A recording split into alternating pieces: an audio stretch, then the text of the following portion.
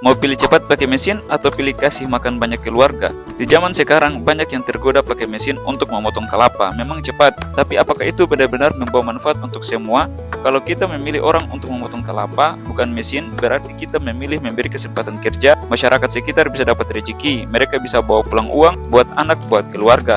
Mesin hanya menguntungkan satu orang, tapi tangan manusia bisa menghidupi banyak orang. Karena setiap ayunan parang mereka bukan sekedar memotong kelapa, tapi memotong jalan rezeki untuk keluarga, dan itu lebih berharga dari sekedar kecepatan mesin. Pilih oven modern atau cara tradisional? Yuk kita bandingkan pengeringan kelapa jadi kopra.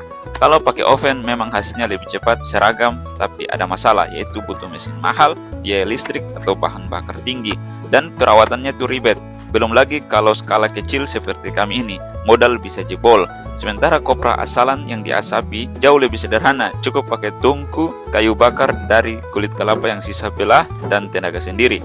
Walaupun prosesnya agak lebih lama, biayanya itu minim dan bisa dilakukan siapa saja tanpa perlu alat yang canggih.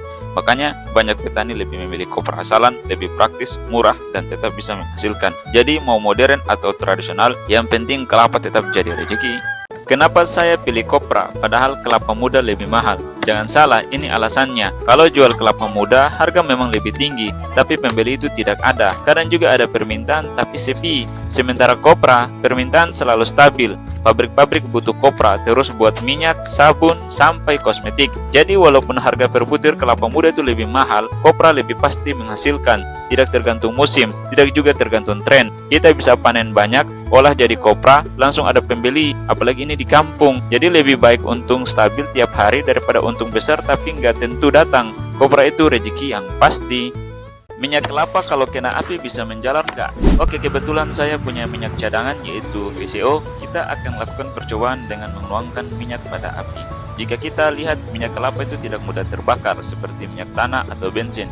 Bahkan dibakar dengan korek api tidak mudah terbakar, apalagi dituangkan ke dalam api yang menyala. Tetapi secara teori minyak kelapa itu bisa terbakar, tetapi harus dipanaskan terlebih dahulu pada suhu tinggi, yaitu 300 derajat Celcius. Jadi save dan share video ini biar banyak yang tahu.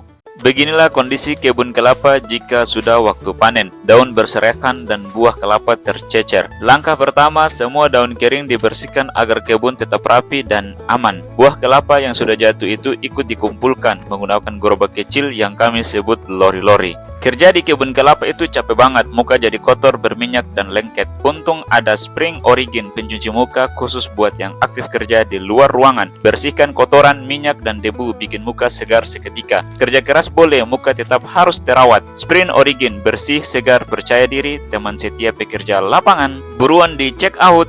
Jadi semua hasil buah kelapa dibawa ke satu titik, siap untuk diolah. Dengan kebun yang bersih dan teratur, proses pengolahan kelapa jadi lebih mudah, cepat, dan bernilai tinggi.